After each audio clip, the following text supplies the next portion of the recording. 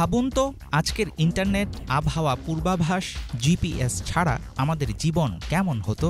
একসময় কিন্তু এসব তথ্যের জন্য মানুষ নির্ভর করত প্রকৃতির উপর, কিন্তু এখন মহাকাশ জুড়ে ছড়িয়ে ছিটিয়ে থাকা মানুষের তৈরি বিশেষ মেশিন পাঠাচ্ছে প্রতি মুহূর্তের তথ্য।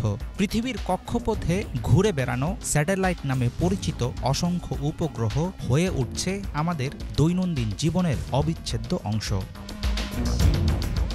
মহাকাশের কৃত্রিম উপগ্রহগুলো আকারে ভিন্ন ভিন্ন হতে পারে, ক্ষুদ্র ন্যানো স্যাটেলাইট থেকে শুরু করে বৃহৎ জিও স্টেশনারি স্যাটেলাইট পর্যন্ত। ছোট উপগ্রহগুলোর আকার প্রায় একটি ছোট্ট বলের সমান থেকে শুরু করে হতে পারে কফি কাপের মতো।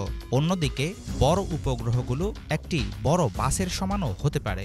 আপনি জানেন কি, আজ পর্যন্ত মানুষের পাঠানো সবচেয়ে বড় উপগ্রহটি হচ্ছে আন্তর্জাতিক মহাকাশ স্টেশন, যা একটি বিশাল গবেষণাগার হিসাবে কাজ করে।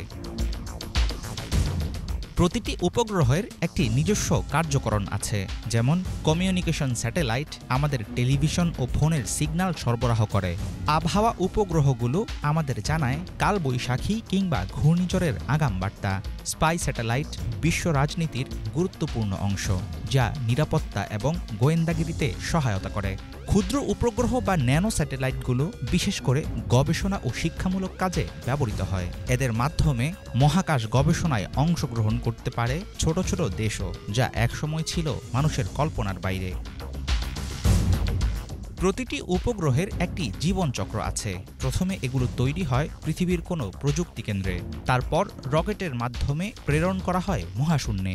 মহাকাশে পৌঁছানোর পর উপগ্রহগুলো তাদের নির্ধারিত কাজ শুরু করে দেয়। সাধারণত একটি উপগ্রহ কয়েক বছর থেকে কয়েক দশক পর্যন্ত টিকে থাকে। এরপর এদের অনেকেই বিকল হয়ে পড়ে এবং পরিণত হয় মহাকাশের আবর্জনায়। বর্তমানে মহাকাশে প্রায় হাজার হাজার বিকল উপগ্রহ এবং অন্যান্য ধ্বংসাবশেষ ভেসে বেড়াচ্ছে। এই ধ্বংসাবশেষগুলো নতুন উপগ্রহ এবং মহাকাশযানের জন্য বিপজ্জনক হতে পারে। তাই বিজ্ঞানীরা এখন নতুন উপায় খুঁজছেন, যাতে করে ব্যবহার অনুপযোগী এসব উপগ্রহ পুনর্ব্যবহার করা যায় কিংবা কক্ষপথ থেকে সরিয়ে নিরাপদে ধ্বংস করে দেওয়া যায়। মহাকাশকে পরিচ্ছন্ন রাখতে এক ধরনের পদ্ধতির আশ্রয় নিচ্ছেন বিজ্ঞানীরা। অরবিটাল ক্লিন আপ নামের উদ্ভাবনী পদক্ষেপটি স্পেস হিস্টোরির অন্যতম আবিষ্কার। এই প্রযুক্তির সহায়তায় বিজ্ঞানীরা এমন উপগ্রহ তৈরি করছেন যা মিশন শেষে নিজে নিজেই ধ্বংস হয়ে যায়। কখনো কখনো আবার রিপ্রোগ্রামিং করে এসব স্যাটেলাইটকে ব্যবহার করা যায় অন্য কাজে। উপগ্রহ বা স্যাটেলাইট আধুনিক সভ্যতার ভবিষ্যতের জানালা। এর সাহায্যে ইলন মাস্কের স্টারলিংক থেকে শুরু করে প্রতিনিয়ত তৈরি হচ্ছে যোগাযোগ, নজরদারি ও তথ্য সংগ্রহের বিপুল সমারোহ। একদিন মহাকাশের এই প্রযুক্তি হয়তো আমাদের গ্রহ ছাড়িয়ে মানুষকে নিয়ে যাবে মহাবিশ্বের অন্য কোথাও, যেখানে হয়তো হবে মানুষের নতুন বসতি। হাফিজুল ইসলাম, বাংলা ভিশন।